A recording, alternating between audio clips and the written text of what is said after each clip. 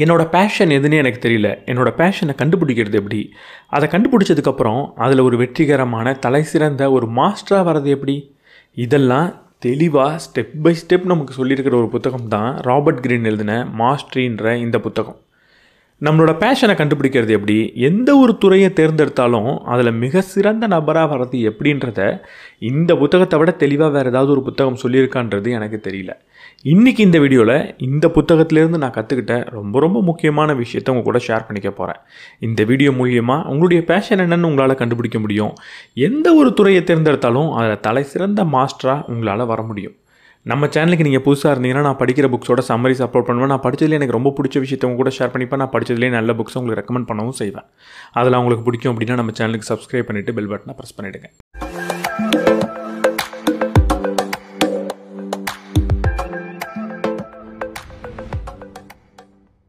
நீங்கள் ஒரு மாஸ்டர் ஆகணும் அப்படின்னா அதில் செய்ய வேண்டிய முதல் ஸ்டெப் உங்களுடைய அழைப்பு என்னன்றதை கண்டுபிடிச்சாகணும். உங்களுடைய பேஷன் என்னன்றதை கண்டுபிடிச்சாகணும். எதுக்காக நீங்கள் பிறந்திருக்கீங்க, உங்களுடைய பாதை என்னன்றதை நீங்கள் கண்டுபிடிச்சாகணும். அதை கண்டுபிடிக்கிறது எப்படி? முதல்ல நம்ம புரிஞ்சிக்க வேண்டிய ஒரு விஷயம், இந்த உலகத்தில் ஒவ்வொரு மனிதனுக்கும் ஏதோ ஒரு விதமான அழைப்புன்றது இருக்குது. ஏன்னா இந்த உலகத்தில் ஒவ்வொரு மனிதனும் வெவ்வேறு விஷயங்களை பார்க்குறான், வெவ்வேறு விஷயங்களை அனுபவிக்கிறான். என் வாழ்க்கையில் நான் பார்த்த விஷயங்களை நீங்கள் பார்க்க போகிறது கிடையாது. என் வாழ்க்கையில் எனக்கு நடந்த நிகழ்வுகள் உங்களுக்கு அதே மாதிரி நடக்க போகிறது கிடையாது, அதே வரிசையில் நடக்க போகிறது கிடையாது. அந்த நிகழ்வுகள்லேருந்து நான் என்ன கற்றுக்கிட்டனோ, அந்த நிகழ்வுகளை நான் எப்படி அணுகணுனோ அது எதுவுமே உங்கள் வாழ்க்கையில் நடக்க போகிறது கிடையாது. நான் ஒரு புத்தகத்தை எப்படி படிக்கிறேனோ அப்படி நீங்கள் படிக்க போகிறது கிடையாது. ஒரே புத்தகத்தை நம்ம 2 பேரும் படித்தாலும் அதை நான் வேறு விதமாக படிப்பேன். ஏன்னா என் வாழ்க்கை அனுபவன்றது வேறு. அப்போ இந்த உலகத்தை நான் எப்படி பார்க்குறேன்றதே என் வாழ்க்கையில் நடந்த நிகழ்வுகளை பொறுத்தும், அனுபவங்களை பொறுத்தும், இன்ப துன்பங்களை பொறுத்தும் இருக்குது. அப்போ இந்த உலகத்தில் நானாக ஒரு செயலை தேர்ந்தெடுக்கிறேன் அப்படின்னா, என்னுடைய மனது இந்த செயலை செய் அப்படின்னு சொல்லுதுன்னா, அதை நான் எப்படி செய்ய போகிறேனோ, அதை நான் எப்படி அணுக போகிறேனோ அந்த மாதிரி நீங்கள் அணுக போகிறதே கிடையாது. அதே போல் தான் நீங்கள் தேர்ந்தெடுக்கக்கூடிய செயலையும் நீங்கள் செய்யக்கூடிய செயலையும் உங்களை மாதிரியே இந்த உலகத்தில் செய்கிறதுக்கு இன்னொரு நபர்ன்றது கிடையாது. இதை நம்ம முதல்ல புரிஞ்சுக்கிட்டா தான் இன்னொரு நபர் நல்லா செய்கிறாருன்றதுக்காக அந்த செயலை நம்மளுடைய அழைப்பு அப்படின்னோ நம்மளுடைய பேஷன் அப்படின்னோ நம்ம நினைக்க மாட்டோம். நம்ம எல்லாரோட பேஷனும் வெவ்வேறு விதமாக இருக்கும், நம்ம எல்லாரோட பேஷனும் வெவ்வேறு விதமாக தான் இருக்கும், வெவ்வேறு விஷயங்களாக தான் இருக்கும். என்னோடய பேஷன் எப்படி நான் கண்டுபிடிக்கிறது? இதுக்கு நிறைய வழி இருக்குது. முதல்ல ஒரு குழந்தையாக இருந்தப்போ எனக்கு எது மேலே ஆர்வம் அதிகமாக இருந்தது அப்படின்ற கேள்வியே கேளுங்க. நம்ம எல்லாருமே குழந்தையாக இருந்தப்போ வெவ்வேறு விஷயத்தின் மீது ஆர்வத்தை காட்டியிருப்போம். ஒரு மிஷினை வச்சு விளையாடுறது சிலருக்கு பிடிச்சிருக்கும், ஓவியம் வரைகிறது சிலருக்கு பிடிச்சிருக்கும், ஒரு புத்தகத்தை படிக்கிறது சிலருக்கு பிடிச்சிருக்கும், சிலருக்கு பேசுகிறது பிடிச்சிருக்கும். இப்படி ஒவ்வொரு நபருக்கும் வெவ்வேறு விஷயங்கள் குழந்தை பருவத்தில் பிடிச்சிருக்கும். உங்களுக்கு குழந்தை பருவத்தில் எது பிடிச்சிருந்ததோ அது உங்கள் பேஷனாக இருக்கிறதுக்கு வாய்ப்பு அதிகம். நமக்கு குழந்தை பருவத்தில் நிறைய விஷயங்கள் பிடிக்கும், அதனாலலாம் தப்பு கிடையாது. முதல்ல நம்ம புரிஞ்சிக்க போகிறது என்னென்னா, எது எல்லாம் என்னோடய குழந்தை பருவத்தில் எனக்கு பிடிச்சிருந்தது அப்படின்றது தான். அதுக்குள்ளே நம்மளுடைய பேஷனை தேடுறது கொஞ்சம் சுலபமான விஷயம். ரெண்டாவது, குழந்தை பருவத்தில் எனக்கு பிடிச்ச விஷயங்கள் இருக்கட்டும், ஆனால் நான் வளர்ந்து வரப்போ எந்த விஷயங்கள் திரும்ப திரும்ப எனக்கு பிடிச்சிது அப்படின்ற கேள்வியே கேளுங்க. குழந்தை பருவத்தில் ஏதோ ஒரு விஷயம் நமக்கு பிடிச்சிருக்கும், ஆனால் காலப்போக்கில் அது மேலே நமக்கு ஆர்வம் இல்லாமல் போயிருக்கும். அது ஜஸ்ட் அந்த நேரத்தில் நமக்கு பிடிச்ச சாதாரண விஷயந்தான். ஆனால் ஒரு சில விஷயங்கள் மட்டும் குழந்தை பருவத்தில் நமக்கு பிடிச்சிருக்கும், அதுக்கப்புறம் திரும்ப திரும்ப திரும்ப திரும்ப அது மேலே நமக்கு ஒரு ஆர்வம் வந்துக்கிட்டே இருக்கும். சிலருக்கு கவிதை எழுதுறது மேலே அப்படி ஒரு ஆர்வம் வந்திருக்கலாம், சிலருக்கு ஓவியம் வரைகிறதுல அப்படி ஒரு ஆர்வம் இருந்திருக்கலாம். எதுலெல்லாம் திரும்ப திரும்ப எனக்கு ஆர்வம் உருவானது அப்படின்ற கேள்வியே கேளுங்க. எந்த செயலை செய்யும் போது எனக்கு ரொம்ப மனநிறைவு வருது அப்படின்ற கேள்வியே கேளுங்க. எந்த செயலை செய்யும் போது என்னையே நான் மறந்துடுறேன் அப்படின்ற கேள்வியே கேளுங்க. எந்த செயலை செய்யும் போது உங்களை நீங்களே மறக்கிறீங்களோ அது உங்களுடைய பேஷனாக இருக்கிறதுக்கான வாய்ப்பு அதிகம். சில சமயம் எனக்கு ரொம்ப பிடிச்ச ஒரு விஷயமா இருந்தது, அதை நான் செஞ்சுக்கிட்டே இருந்தேன். ஆனால் சொசைட்டியோ என் கூட இருக்கிற நபர்களோ இதெல்லாம் வேலைக்காகாது, இதில் போனால் நீ உருப்பட மாட்ட அப்படின்னு சொன்னதுனால அதை அப்படியே விட்டுட்டேன். அதை செய்கிற வரைக்கும் எனக்கு ரொம்ப சந்தோஷமாக இருந்தது, அதில் நம்ம ஒரு பெரிய ஆளாக வரணும் அப்படின்ற ஒரு ஆசை இருந்துக்கிட்டே இருந்தது.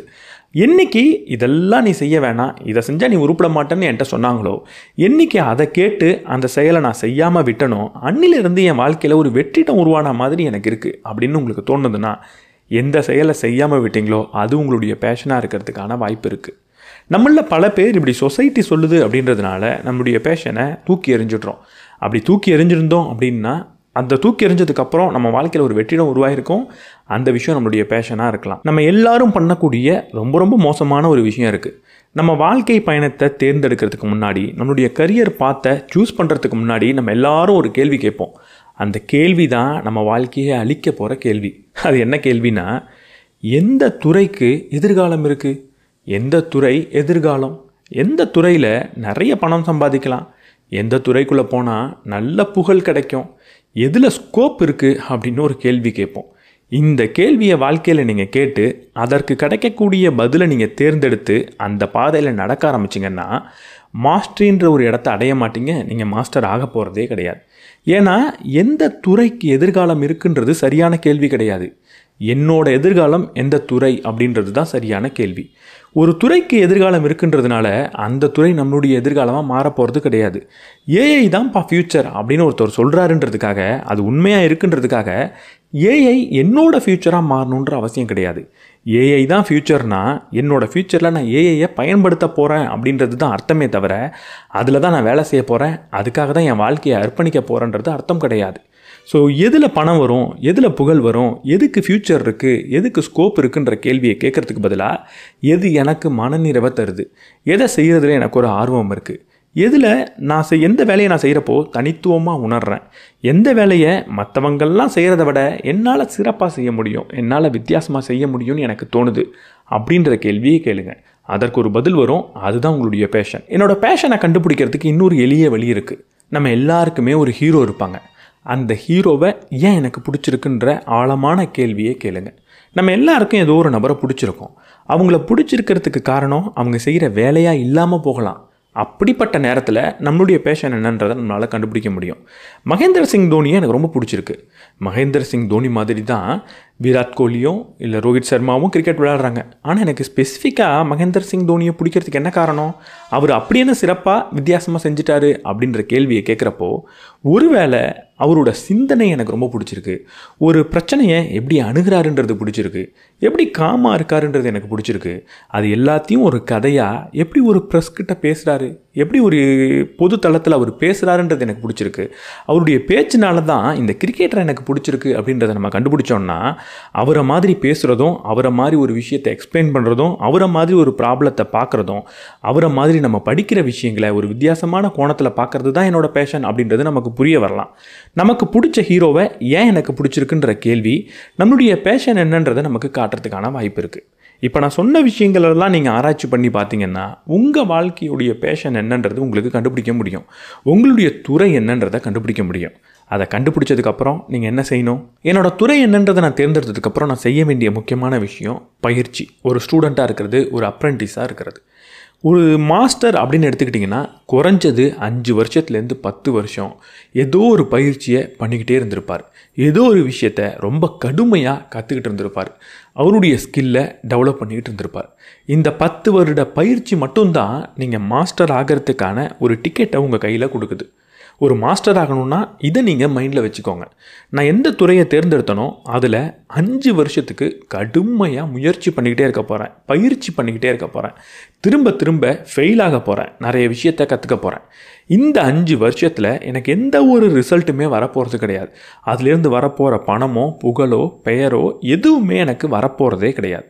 5வது வருட முடிவில் எனக்கு ஒரு விஷயம் கிடைக்கும். அது என்னென்னா, அதிலிருந்து என்ன மாதிரியான விளைவு கிடைக்கணும் அப்படின்னு நம்ம எதிர்பார்த்துக்கிட்டு இருந்தோமோ அது கொஞ்சமாக எனக்கு கிடைக்க ஆரம்பிக்கும். அடுத்த 5 வருஷம் அதே மாதிரி திரும்பவும் கடுமையாக நான் பயிற்சி பண்ணேன் அப்படின்னா 10வது வருட முடிவில் தான் அதிலிருந்து கிடைக்க வேண்டிய பணமும் புகழும் எனக்கு கொஞ்சமாக கிடைக்க ஆரம்பிக்கும். அப்போது கூடவே எனக்கு இன்னொரு விஷயம் கிடச்சிருக்கும். அதுதான் மாஸ்டர் ஆகிறதுக்கான டிக்கெட். அப்போ தான் மாஸ்டர் ஆகிறதுக்கான பாதையில் நான் காலடியே எடுத்து வச்சுருப்பேன். இந்த 10 வருட பயிற்சிக்கு நீங்கள் தயார் இல்லை அப்படின்னா அந்த துறையை தேர்ந்தெடுக்கவே செய்யாதீங்க. ரொம்ப முக்கியமானது இதுதான். எந்த துறையை நம்ம தேர்ந்தெடுக்கிறோமோ அதில் ஒரு கேள்வியை கேட்கணும். இந்த துறைக்கு தேவையான சாக்ரிஃபைஸை 10 வருஷத்துக்கு என்னால் பண்ண முடியுமா அப்படின்ற கேள்வி தான். எனக்கு கிரிக்கெட் விளையாட பிடிச்சிருக்கு, அதனால் நான் ஒரு கிரிக்கெட்டர் ஆக போகிறேன் அப்படின்றது வேலைக்காகாது. ஒரு கிரிக்கெட்டர் ஆகுனா எனக்கு என்ன மாதிரியான பொருள் கிடைக்கும், என்ன மாதிரியான புகழ் கிடைக்கும், எவ்வளவு பணம் கிடைக்கும், எவ்வளவு கோப்பைகளை என்னால் வெல்ல முடியும் அப்படின்றதுனாலலாம் நீங்கள் கிரிக்கெட்டர் ஆக முடியாது. எதனால் நீங்கள் கிரிக்கெட்டர் ஆக போகிறீங்க அப்படின்னா, 10 வருஷத்துக்கு போர் அடிக்கக்கூடிய பயிற்சியை நான் பண்ணுறதுக்கு தயாரா அப்படின்றத பொறுத்து தான் கிரிக்கெட்டர் நம்ம ஆக முடியும். 10 வருடத்துக்கு தினமும் காலையில் விடிய காலையில் எழுந்திரிச்சு என்னால் ஓட முடியுமா? 10 வருடத்துக்கு என்னால் என்னோடய சாப்பாட்டில் கட்டுப்பாடோடு இருக்க முடியுமா? 10 வருடத்துக்கு திரும்ப திரும்ப ஒரே ஷாட்டை விளையாடி பயிற்சி பண்ண முடியுமா? அதிலெல்லாம் உங்களுக்கு ஆர்வம் இருந்ததுன்னா நீங்கள் கிரிக்கெட்டர் ஆகலாம். எனக்கு ஃப்ரெண்ட்ஸோடு சேர்ந்து கிரிக்கெட் விளையாட பிடிச்சிருக்கு, கிரிக்கெட் பார்க்க பிடிச்சிருக்கு, கிரிக்கெட்டர்லாம் நிறைய சம்பாதிக்கிறாங்க அப்படின்றதுனாலலாம் நம்மளால் கிரிக்கெட்டர் ஆக முடியாது. ஒரு படம் பார்க்க பிடிச்சிருக்குன்றதுனால நம்மளால் டைரக்டர் ஆகிட முடியாது. புத்தகம் படிக்க பிடிச்சிருக்குன்றதுனால ஒரு எழுத்தாளர் ஆகிட முடியாது. ஒரு பொருளை, ஒரு ப்ராடக்டை எனக்கு பிடிச்சிருக்குன்றதுனால அந்த ப்ராடக்டை படைக்க நம்மளால் முடியாது. ஒரு படைப்பை பிடிச்சிருக்குன்றதுனால நம்ம படைப்பாளி கிடையாது.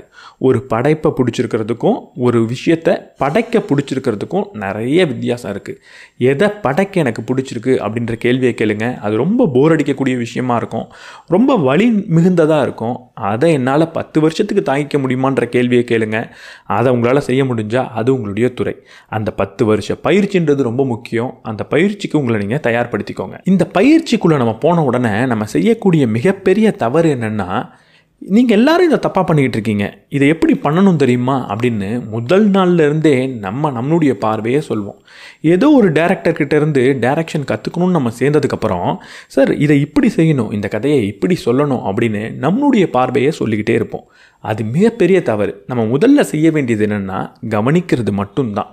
நமக்கு முன்னாடி இருக்கக்கூடிய நபர்கள், எக்ஸ்பீரியன்ஸ் அதிகமான நபர்கள், இதுக்கு முன்னாடி இந்த துறையில் ஓரளவுக்கு சாதித்த நபர்கள், பல வருடமாக இந்த துறையில் இருக்கக்கூடிய நபர்கள் என்ன செய்கிறாங்க அப்படின்றத கவனிக்கிறது மட்டும்தான் உங்களுடைய வேலை. அதை கவனித்து எடை கூட நம்ம போடக்கூடாது. இவங்க சரியாக செய்கிறாங்களா தப்பாக செய்கிறாங்களான்ற ஒரு முடிவுக்கு கூட நம்ம வரக்கூடாது. ஒரு ஜட்ஜ்மெண்ட்டை நம்ம பண்ணக்கூடாது. என்ன செய்கிறாங்க அப்படின்றத எந்த ஒரு ஜட்ஜ்மெண்ட்டும் இல்லாமல் நம்மளால் பார்க்க முடியுமா அப்படின்றத கேளுங்க. அப்படி பார்க்குறது தான் முதல் ஸ்டெப் பயிற்சியில். இப்படி தொடர்ந்து சில நாட்கள் கவனித்ததுக்கப்புறம் நம்ம செய்ய வேண்டிய 2வது ஸ்டெப் என்னென்னா, நமக்கான ஒரு மென்டாரை சூஸ் பண்ணுறது, நமக்கான ஒரு ஆசிரியரை சூஸ் பண்ணுறது. அந்த துறையில் ரொம்ப நாளாக இருந்த ஒரு நபர், ஆல்ரெடி வெற்றிகரமாக இருந்த நபர், இல்லைன்னா பல தோல்விகளை பார்த்த ஒரு நபர், அவரை நம்மளுடைய ஆசிரியரை நம்ம தேர்ந்தெடுத்துக்கிட்டு ஆகணும். அந்த ஆசிரியரை நம்ம தேர்ந்தெடுக்கிறதுக்கு முக்கியமான காரணம் என்ன? அவர்கிட்ட இருந்து நிறைய பாடத்தை கற்றுக்கிறதுக்கான்னு கேட்டால் கிடையாது. ரொம்ப முக்கியமான ஒரு காரணம் இருக்குது. பொதுவாக மென்டர்னால் நம்ம என்ன நினச்சிருவோன்னா, நம்மளை மோட்டிவேட் பண்ணணும், நம்மளை என்கரேஜ் பண்ணணும் அப்படின்னு நினைப்போம். ஆனால் மோட்டிவேட் பண்ணுறவரோ என்கரேஜ் பண்ணுறவரோ ஒரு நல்ல மென்டார் கிடையாது.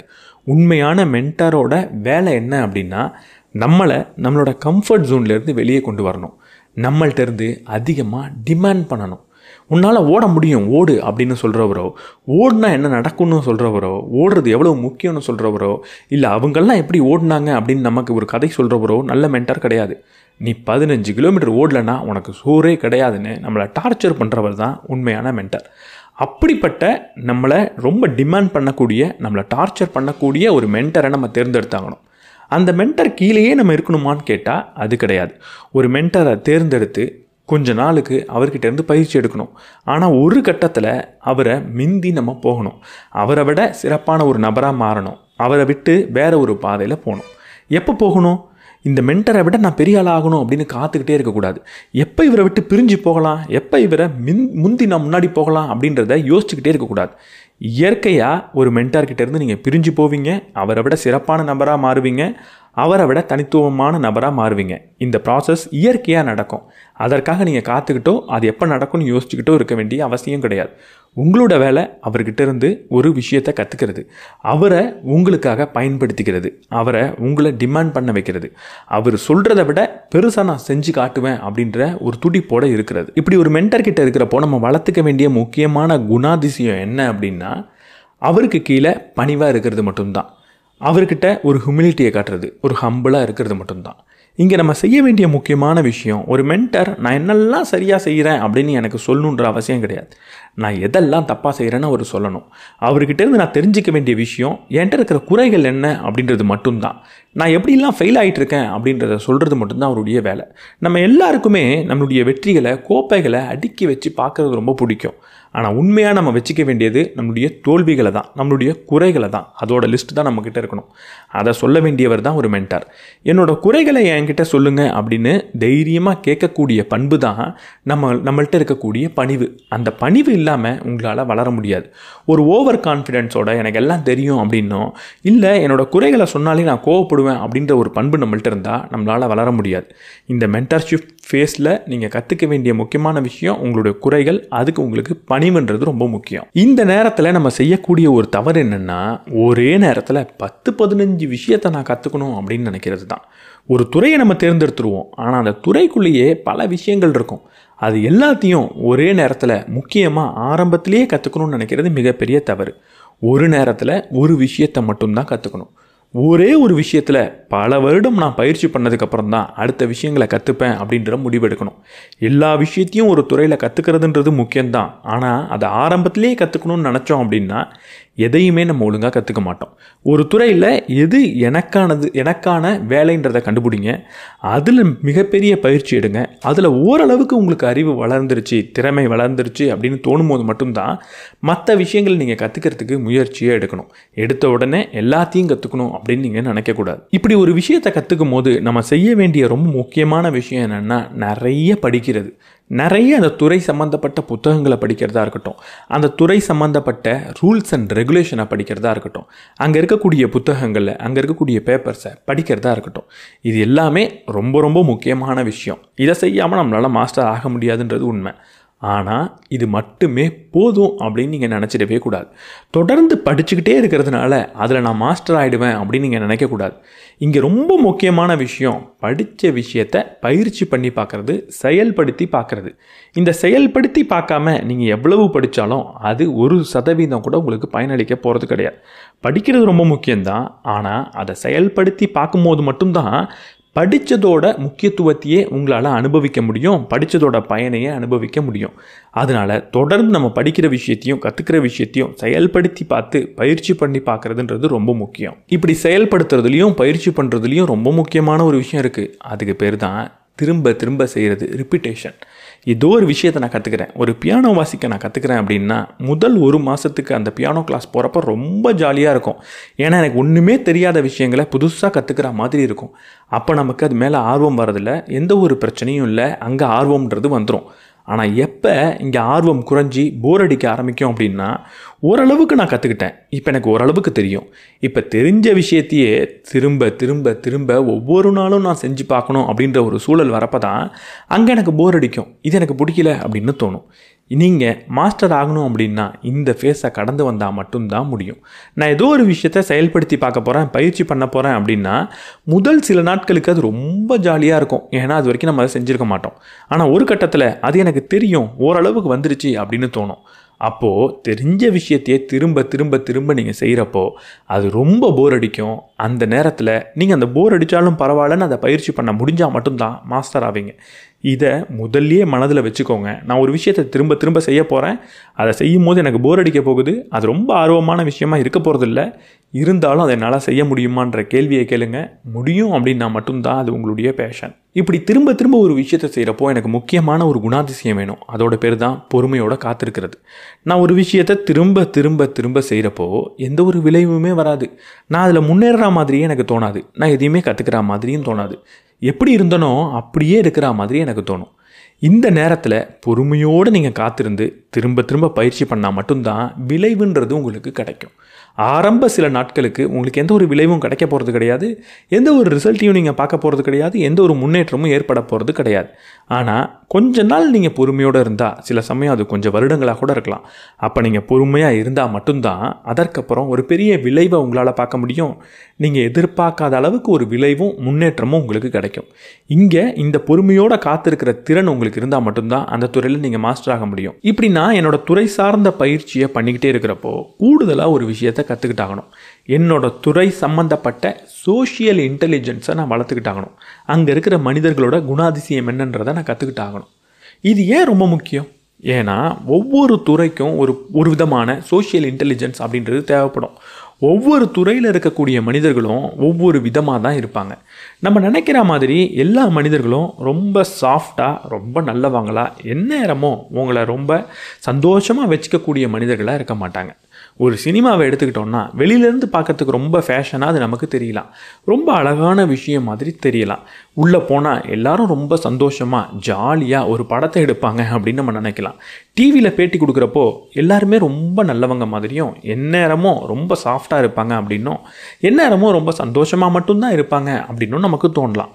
ஆனால் அந்த துறைக்குள்ளே போனதுக்கப்புறம், வேலைன்னு ஒரு விஷயம் வந்ததுக்கப்புறம், டார்கெட்னு ஒன்று வந்ததுக்கப்புறம், பணம்னு ஒரு விஷயம் இன்வால்வ் ஆனதுக்கப்புறம் எல்லா மனிதர்கள் மாதிரி அவங்களுக்கும் ஒரு ப்ரெஷர்ன்றது இருக்கும், அவங்களுக்கும் ஒரு ஸ்ட்ரெஸ் இருக்கும், அவங்களுக்கும் ஒரு டென்ஷன் இருக்கும். அப்போ அவங்க பிஹேவ் பண்ணுறது நம்ம எதிர்பார்த்த மாதிரி இருக்காது. ஒவ்வொரு துறையிலையும் இது வெவ்வேறு விதமாக இருக்கும், ஒவ்வொரு துறையிலையும் இது கடினமானதாக தான் இருக்கும். எல்லா மனிதர்களும் நல்லவங்க தான், ஆனால் எல்லா நேரத்துலையும் நல்லவங்களாகவே அவங்களால இருக்கவே முடியாது. அது மட்டும் இல்லாமல் எந்நேரமும் அடுத்தவங்க நல்லவங்க இல்லைன்னு சொல்கிறது ரொம்ப சுலபமாக இருக்கும். நம்ம மேலே ரொம்ப கடினமாக நடந்துக்கிறாங்க, நம்மக்கிட்டேருந்து ரொம்ப டிமாண்ட் பண்ணுறாங்கன்றதுனாலலாம் அவங்க கெட்டவங்க கிடையாது. ஆனால் அப்படி டிமாண்ட் பண்ணுறதும் கடினமாக இருக்கிறதும் எல்லா துறையிலும் வெவ்வேறு விதமாக இருந்துக்கிட்டே தான் இருக்கும்.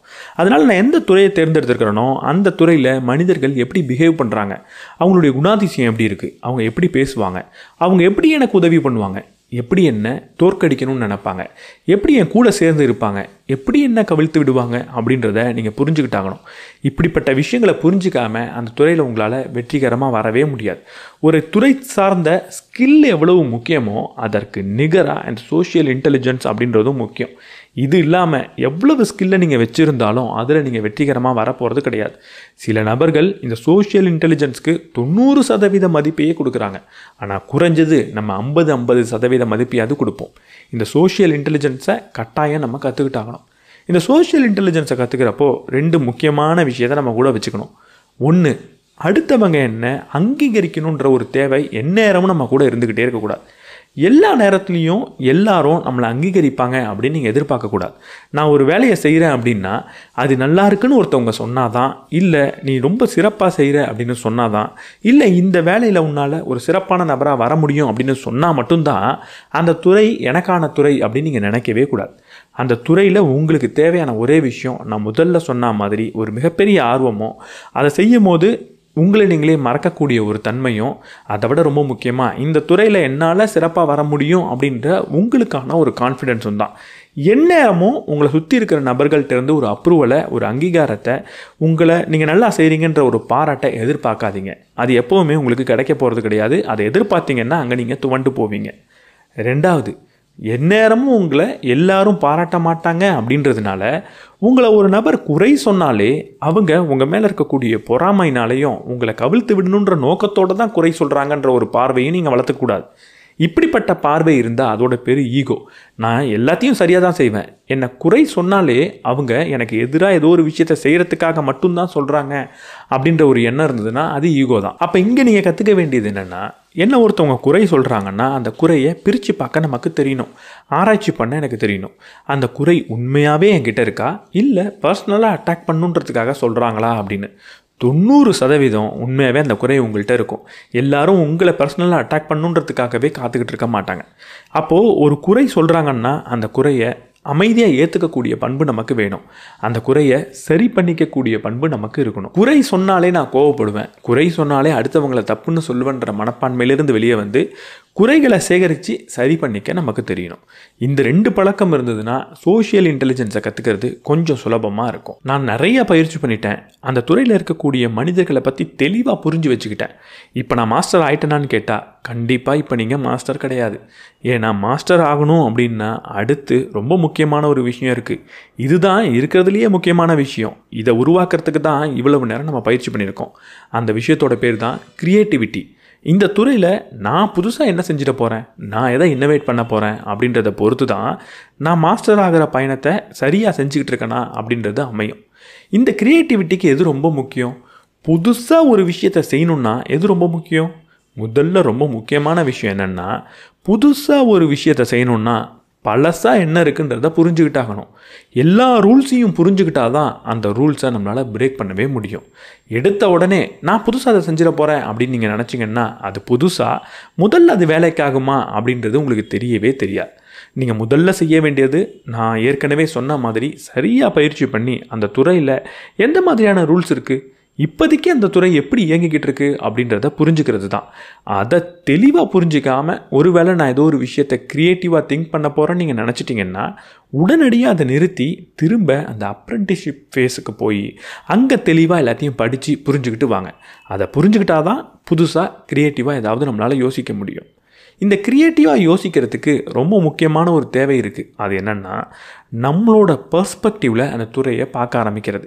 இப்போ அந்த துறையோட ரூல்ஸ் அண்ட் ரெகுலேஷன் எல்லாம் எனக்கு புரிஞ்சிருச்சு, எப்படி அந்த துறை இயங்கிக்கிட்டு இருக்குன்றது புரிஞ்சிருச்சு. இப்போ தான் நீங்கள் என்ன செய்யணுன்னா என்னோட பார்வையில் அந்த துறையை நான் பார்க்க போகிறேன். என் வாழ்க்கை அனுபவத்தை வச்சு எனக்கு என்னெல்லாம் தெரிஞ்சுதோ அதை வச்சு இந்த துறையை நான் பார்க்க போகிறேன். அப்படி பார்க்கும்போது என்ன செய்யணும்? ஜஸ்ட் நான் அப்படியே பார்க்குறேன், எனக்கு ஒரு புதுசாக ஒரு விஷயம் செய்யணும்னு தோணுது, செஞ்சிருவேனா அப்படின்னு கேட்டால் கிடையாது. நீங்கள் அங்கே கேட்க வேண்டிய முக்கியமான ஒரு கேள்வி இருக்குது.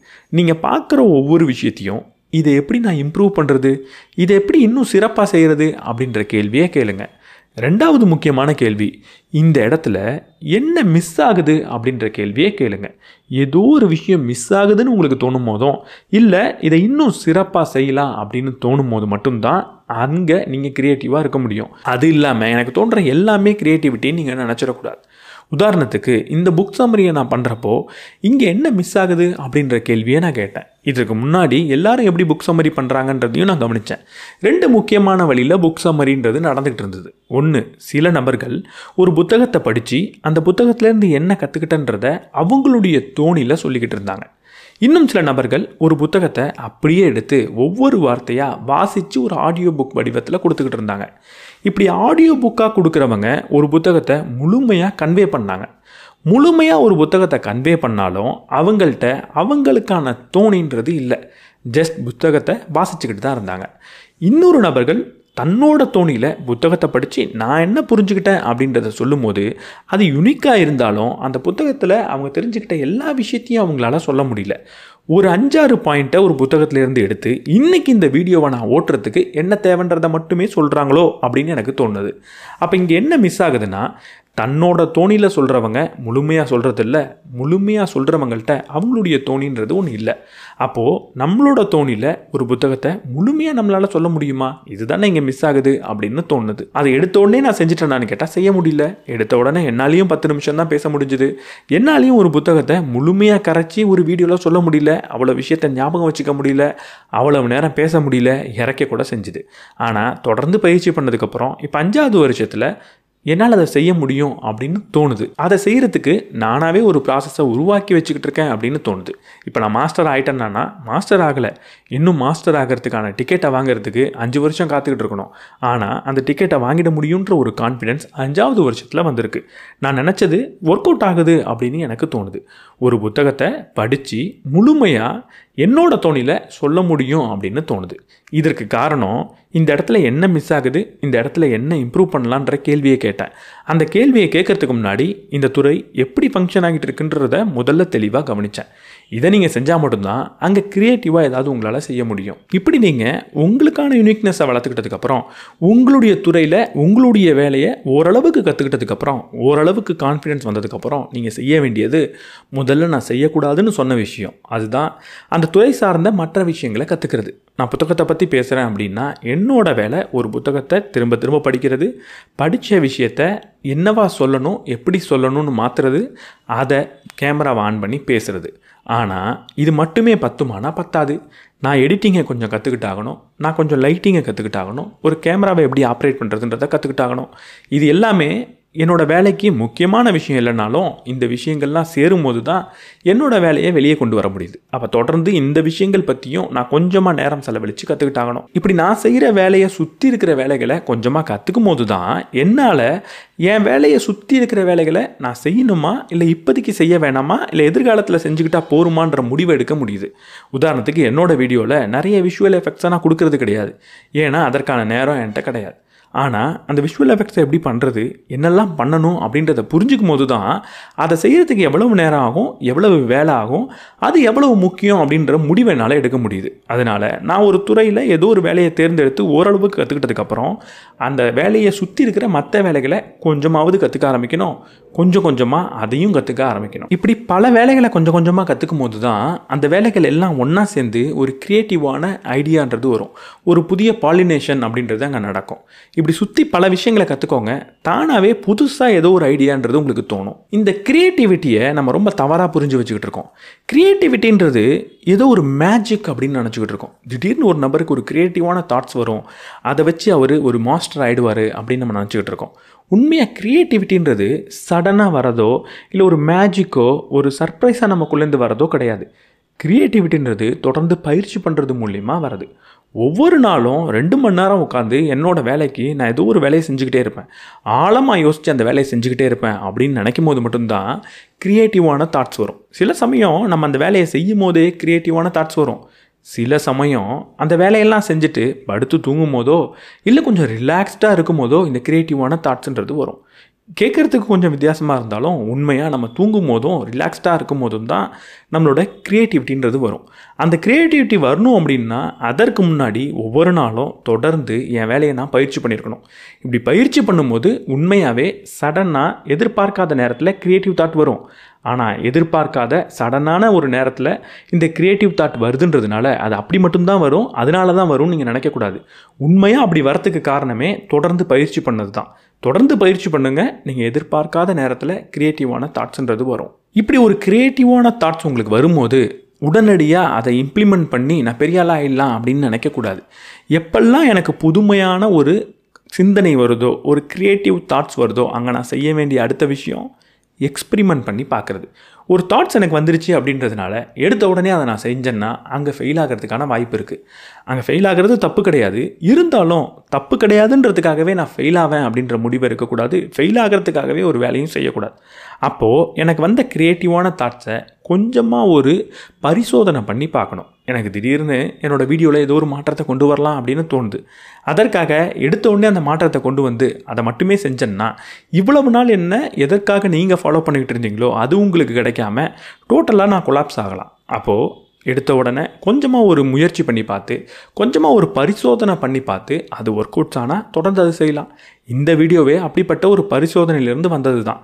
இதுக்கு முன்னாடிலாம் நான் ஒரு புத்தகத்தை படித்து அந்த புத்தகம் எப்படி இருக்கோ அதே மாதிரி சொல்லுவேன்.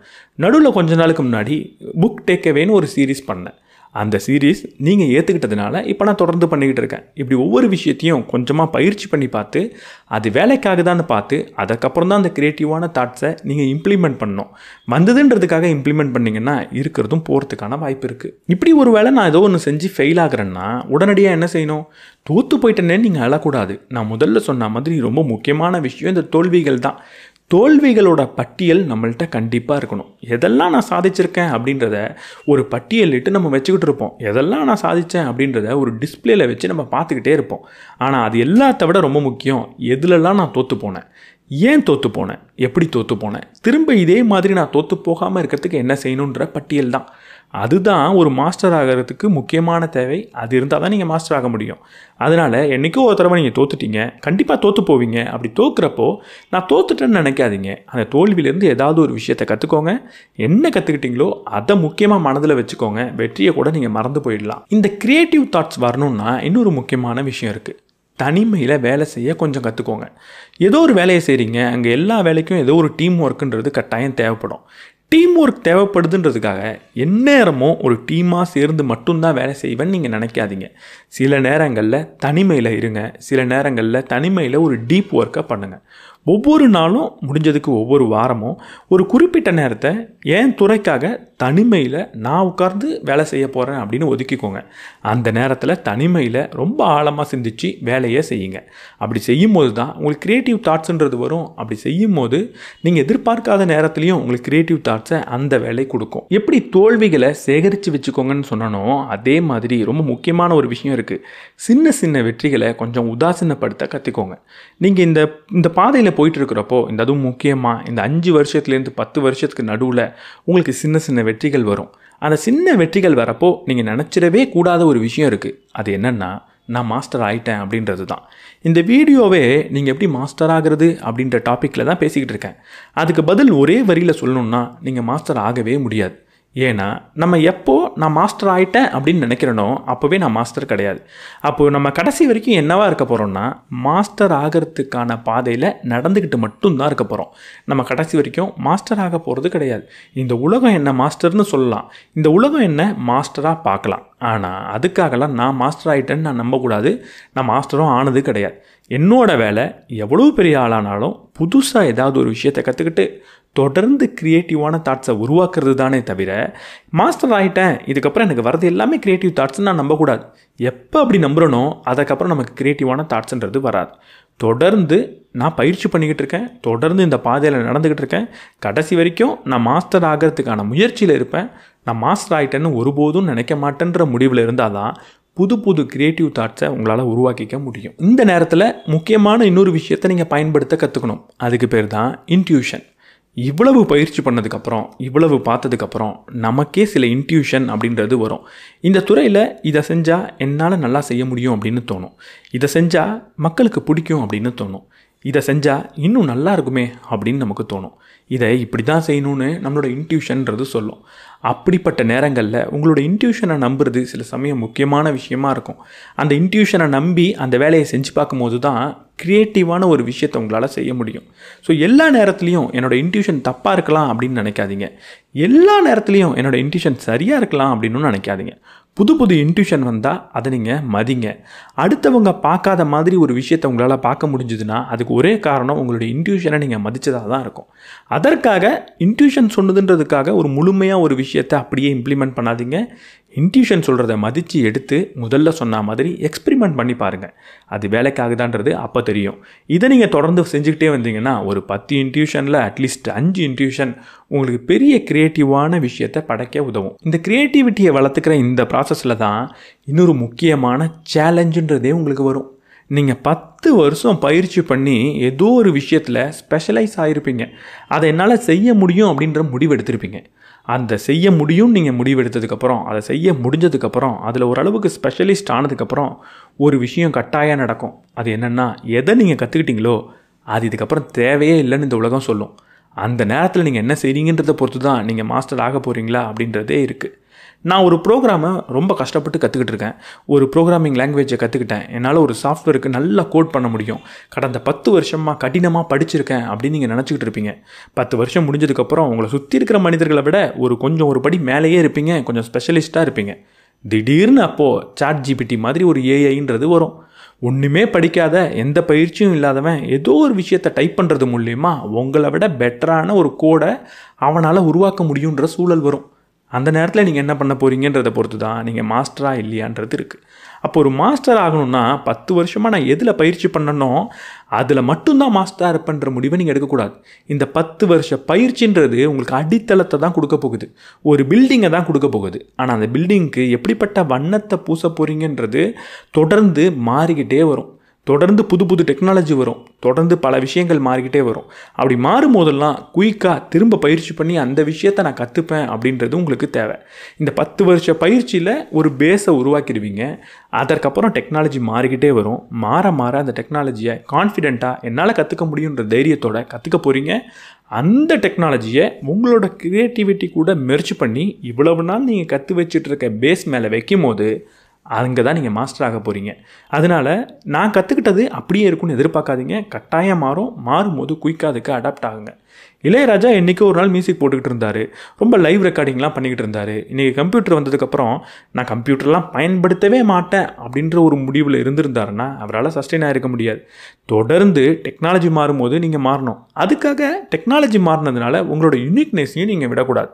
யூனிக்னஸையும் வச்சுக்கணும், டெக்னாலஜியும் பயன்படுத்தணும். இந்த மாறுபட்ட புது விஷயத்தையும் அடாப்ட் பண்ணிக்க தெரியணும்.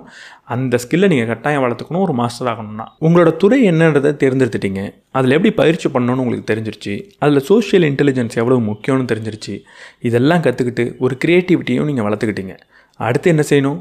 இப்போ தான் மாஸ்டரின்ற பயணத்தில் கால் எடுத்து வச்சுருக்கீங்க. ஒரு மாஸ்டர் ஆகிறதுக்கான பாதையில் என்டரே ஆகிருக்கீங்க. இந்த பாதையில் நடக்கும்போது சில முக்கியமான விஷயத்தை நம்ம கற்றுக்கிட்டாகணும். அது தெரிஞ்சால் மட்டும்தான் இந்த பாதையில் நீடிச்சு இருக்க முடியும். எந்த மாதிரியான விஷயங்கள் நமக்கு தேவை?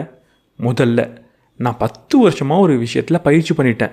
10 வருஷமாக இதில் நான் மாஸ்டர் ஆகணும்னு உழைச்சிருக்கேன். இப்போ 10வது வருஷம் எனக்கு ஒன்று தோணுது, இந்த ஃபீல்டே எனக்கு தேவையில்லை, இந்த ஃபீல்டே எனக்கு செட் ஆகாது, எனக்கானது வேறு ஒரு ஃபீல்டு தான் அப்படின்னு தோணும். அந்த நேரத்தில் என்ன பண்ணுறது? அந்த நேரத்தில் சாதாரண மனிதர்கள் உடைஞ்சு போயிடுவாங்க. இவ்வளவு நாள் நான் பண்ண உழைப்பு எல்லாமே வீணாக போயிடுச்சு, இப்போ ஏதோ புதுசாக ஒரு விஷயந்தான் எனக்கானதுன்னு தோணுது, வாழ்க்கையே முடிஞ்சு போன மாதிரி இருக்கே அப்படின்னு தோணும். ஆனால் இது ரொம்ப சகஜமான விஷயம், சாதாரணமான விஷயம். ஒரு மாஸ்டர் ஆகணும் அப்படின்னா நீங்கள் அந்த நேரத்தில் என்ன செய்யணும்? புதுசாக உங்களுக்கு இதுதான் பிடிச்சிருக்கு அப்படின்னு தோணுனா அதில் ஒரு ஸ்டூடெண்ட்டாக மாற கற்றுக்கணும். அதில் திரும்ப பயிற்சி பண்ணுறதுலேருந்து நான் முதல் ஸ்டெப்லேருந்து ஆரம்பிக்கணும். இப்படி ஒரு இடத்துல போய் நான் ஸ்டக் ஆகிட்டேன் அப்படின்னா இது எனக்கான ஃபீல்டு இல்லைன்னு எப்போ தோணினாலும் அதுலேயே உட்காராமல் எனக்கான ஃபீல்டு என்னன்னு எனக்கு கண்டுபிடிச்சனோ அதில் பயிற்சி பண்ண ஆரம்பிக்கிறது தான் ஒரு மாஸ்டரோட குணாதிசயம். இது சில சமயம் நடக்கவும் கூடும். கடைசி வரைக்குமே எந்த ஒரு ஃபீல்ட்லேயுமே நீங்கள் மாஸ்டர் ஆகாமல் கூட போகலாம். நான் முதல்ல சொன்ன மாதிரி அது நடக்கிறது சாதாரண விஷயம்தான். இங்கே நம்ம மாஸ்டர் ஆகுறோமா இல்லையான்றது முக்கியம் கிடையாது. ஏன்னா நம்ம கடைசி வரைக்கும் மாஸ்டர் ஆக போகிறது கிடையாது. அந்த பாதையில் நடக்கிறத ரசித்து செஞ்சோமா, அந்த பாதையில் சந்தோஷமாக நடந்தோமான்றது தான் முக்கியம். அதனால் பாதை சில சமயம் மாறுதுன்றதுக்காக நம்ம உடைஞ்சி போக வேண்டிய தேவை கிடையாது. அந்த புது பாதையில் திரும்ப சந்தோஷமாக நம்ம நடக்க முடியும், நடந்து போகலாம். இந்த மாஸ்டருக்கான பாதைக்குள்ளே நுழைஞ்சதுக்கப்புறம் இந்த உலகமே நம்மளை ஒரு மாஸ்டர் மாதிரி பார்த்துட்டு இருக்கோம். இவர் இந்த துறையில் சிறந்த நபர் அப்படின்னு எல்லாரும் சொல்லிக்கிட்டு இருப்பாங்க. அப்போ நமக்கு ஒரு விஷயம் தோணும், நம்ம அவ்வளோ பெரிய ஆள் தானா அப்படின்ற ஒரு செல்ஃப் டவுட் வரும். நம்ம நினச்ச அளவுக்கு ஒரு விஷயத்தை க்ரியேட்டிவாக செய்ய முடியலையே, புதிய ஒரு க்ரியேட்டிவான தாட் நமக்கு வரமாட்டுதே அப்படின்ற ஒரு ஃப்ரஸ்ட்ரேஷன் வரும். அதை விட ரொம்ப முக்கியமாக நம்ம செய்கிற வேலை ரொம்ப ரிப்பீட்டேட்டிவாக இருக்கே, ரொம்ப போர் அடிக்குதே அப்படின்னு கூட தோணும். இங்கே நீங்கள் புரிஞ்சிக்க வேண்டியது, நீங்கள் மாஸ்டருக்கான பாதையில் போயிட்டீங்க, 10 வருஷம் பயிற்சி பண்ணிட்டீங்க, இப்போ அந்த வேலையை ரொம்ப சிறப்பாக செய்கிறீங்க, இந்த உலகமே பாராட்டுதுன்றதுக்காகலாம் ஆரம்பத்தில் கத்துக்குட்டியாக இருந்தப்போ உங்களுக்கு ஏற்பட்ட அந்த எமோஷ்னல் பெயின்ன்றது உடனடியாக காணா போயிடும் அப்படின்னு நீங்கள் நினைக்கக்கூடாது. அந்த எமோஷ்னல் டிமாண்டுன்றது இன்னும் இருக்க தான் செய்யும். திரும்பவும் அந்த எமோஷன்ஸை நீங்கள் கையாண்டு தான் ஆகணும். சிலருக்கு இப்படி இருக்கும், சிலருக்கு நான் ரொம்ப பெரிய ஆள் தெரியுமா அப்படின்ற மாதிரியான ஒரு அகந்தையாக அந்த எமோஷனல் டிமாண்டுன்றது இருக்கலாம். அப்போ நீங்கள் அந்த எமோஷனை குறைச்சிக்க வேண்டிய தேவை இருக்கும். ஸோ எவ்வளோ பெரிய ஆளானாலும் எவ்வளோ வருஷம் ஃபீல்டுக்குள்ளே இருந்தாலும் இந்த எமோஷனல் மேனேஜ்மெண்ட்ன்றது ரொம்ப முக்கியம். மாஸ்டர் ஆகிட்டேன் அப்படின்றதுக்காகலாம் எமோஷனல் டிமாண்ட் குறையாது, எமோஷனல் மேனேஜ்மெண்ட் தேவையில்லாமல் ஆகாது. ஒரு மாஸ்டருக்கான பாதையில் போனதுக்கப்புறம் எப்போ நான் அடுத்த லெவலுக்கு போகணும் அப்படின்ற முடிவெடுக்க தெரிஞ்சாகணும். நான் ஆரம்பத்தில் சொன்னேன், ஸ்டூடெண்ட்டாக இருக்கணும், ரொம்ப கற்றுக்கணும், ரொம்ப பணிவோடு இருக்கணும் அப்படின்னு. ஆனால் ஒரு கட்டம் வரும், அந்த நேரத்தில் நீங்கள் ஸ்டூடெண்ட் கிடையாது, உங்களுக்கு பல பேர் ஸ்டூடெண்ட் அப்படின்ற நேரம் ஏற்படும். அந்த நேரத்தை எப்போ நான் உருவாக்கணுன்றது உங்களுக்கு கட்டாயம் தெரிஞ்சாகணும். ரொம்ப ஹியூமிலிட்டியோடு இருக்கிறதுன்றது தேவை தான், பணிவோடு இருக்கிறதுன்றது தேவை தான்.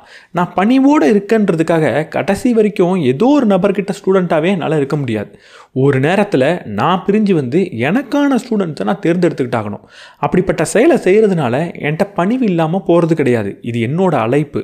அந்த செயலை செய்யும் போது கூட என்னால் பணிவாக தனைகணம் இல்லாமல் செய்ய முடியும். ஆனால் பிரிஞ்சு வரதுன்றது ரொம்ப முக்கியம். எனக்கான ஒரு பாதையை தேர்ந்தெடுக்கிறதுன்றது ரொம்ப முக்கியம். நான் ஒரு லீடர் ஆகிறதுன்றது ரொம்ப முக்கியம். ஒரு நேரத்தில் ஒரு ஃபாலோவர்லேருந்து லீடராக மாற வேண்டிய அழைப்புன்றது வரும். அந்த நேரத்தில் தைரியமாக அந்த முடிவை நீங்கள் எடுக்கணும். அது கட்டாயம் இந்த மாஸ்டருக்கான பாதைக்குள்ளே வந்ததுக்கப்புறம் அப்படிப்பட்ட அழைப்புன்றது வரும். அப்போ நீங்கள் அதை தட்டி கழிக்கக்கூடாது. இந்த நேரத்தில் நீங்கள் ஏற்றுக்க வேண்டிய ஒரு விஷயம் இருக்குது. நான் கடைசி வரைக்கும் மாஸ்டர் கிடையாது, இந்த மாஸ்டருக்கான பாதைன்றது சாகிற வரைக்கும் நீண்டுக்கிட்டே தான் போக போகுது அப்படின்றத ஏற்றுக்கணும். நான் மாஸ்டர் ஆகிட்டேன் அப்படின்னு எக்காரணத்தை கொண்டும் நீங்கள் உணரக்கூடாது. நான் ஒரு மாஸ்டர் அப்படின்னு செட்டில் ஆகக்கூடாது. கடைசி வரைக்கும் உங்களுக்கான க்ரியேட்டிவான சிந்தனைகளை நீங்கள் வளர்த்துக்கிட்டாகணும்.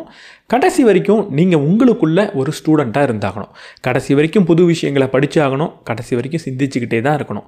இன்னும் நான் மாஸ்டர் ஆகலைன்ற உணர்வு வேணும். அந்த பாதையில் நடந்து போகணும். இன்னும் என்ன நான் எப்படி முன்னேற்றிக்கிறதுன்னு தெரியணும். இன்னும் என்கிட்ட என்ன குறையுது அப்படின்றத நீங்கள் கேட்டுக்கிட்டே இருக்கணும். இந்த கேள்விகளை தொடர்ந்து கேட்டுக்கிட்டே இருக்கும்போது தான் இந்த பாதையில் நீங்கள் நடந்துக்கிட்டு இருப்பீங்க. இந்த பாதையில் நீங்கள் நடந்துக்கிட்டு இருந்தாலே போகிறோம், சுற்றி இருக்கிறவங்களாம் உங்களை ஒரு மாஸ்டராக பார்ப்பாங்க.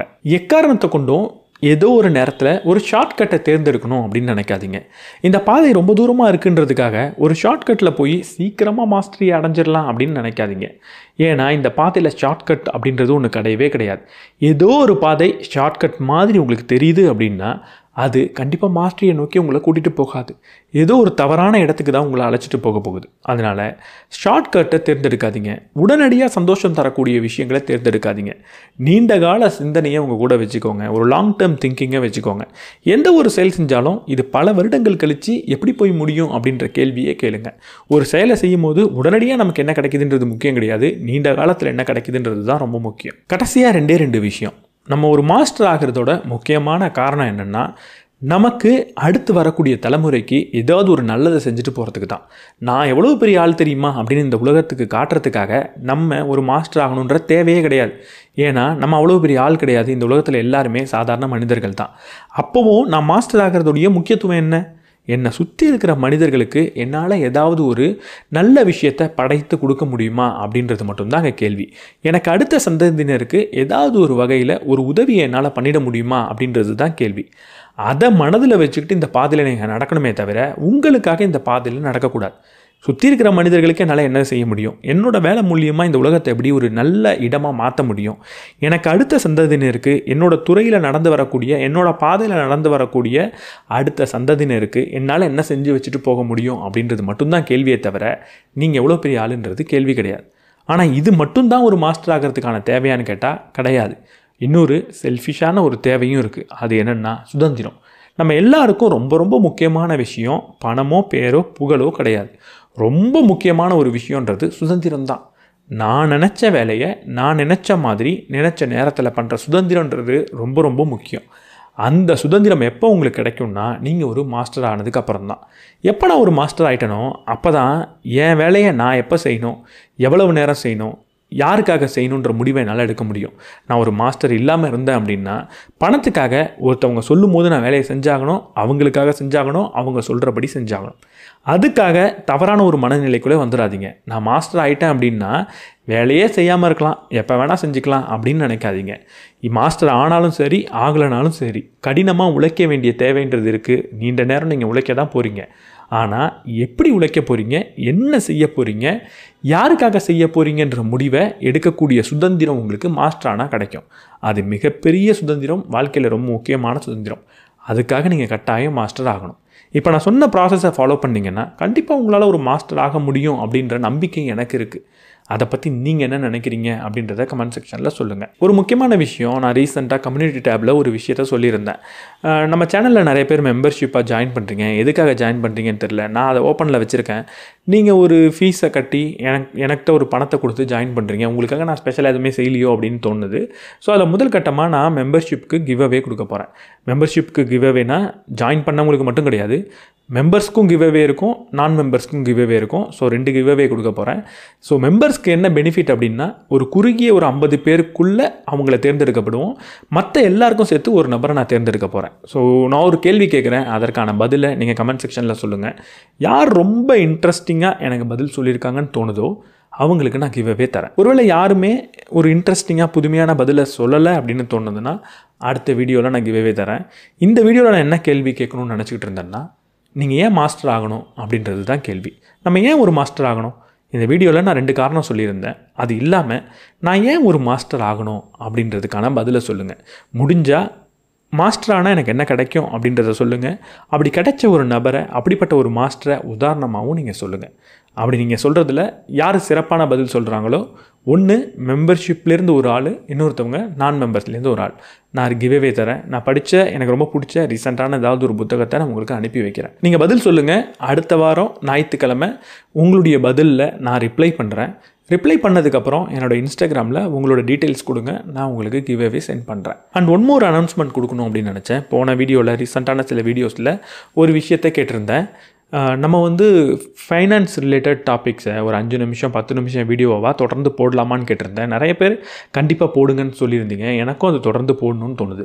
ஆனால் இந்த சேனலில் நான் போட்டேன்னா இந்த சேனல் கொஞ்சம் அஃபெக்ட் ஆகும்னு தோணுது. ஏன்னா நான் ஒரு 40 மினிட்ஸ் 50 மினிட்ஸ் வீடியோவும் போடுறேன், 10 நிமிஷம் வீடியோவும் போடுறேன்னா 10 நிமிஷம் வீடியோவை நீங்கள் 10 நிமிஷம் தான் பார்ப்பீங்க, இது 50 நிமிஷம் பார்ப்பீங்க. அப்போ யூடியூப் அல்காரிதத்துக்கு என்ன தோணும் அப்படின்னா, இந்த 10 நிமிஷம் நீங்கள் பார்த்த வீடியோவை ரொம்ப ஆர்வம் காட்டாமல் பார்க்குறீங்களோ அப்படின்னு அதுக்கு தோணும். அதனால் அடுத்தடுத்து நான் போடுற வீடியோவை அதிகமாக ரெக்கமெண்ட் பண்ணாது. இந்த சேனலோட க்ரோத்துன்றது அஃபெக்ட் ஆகும். ஸோ நான் என்ன யோசிச்சிருக்கேன் அப்படின்னா, இந்த ஃபைனான்ஸ் ரிலேட்டட் ஷார்ட்ஸ் வீடியோவை, ஷார்ட் வீடியோனா ஷார்ட்ஸ் கிடையாது, ஒரு 10-15 நிமிட வீடியோவை இன்னொரு சேனலில் போடலாமா அப்படின்னு யோசிச்சுக்கிட்டு இருக்கேன்.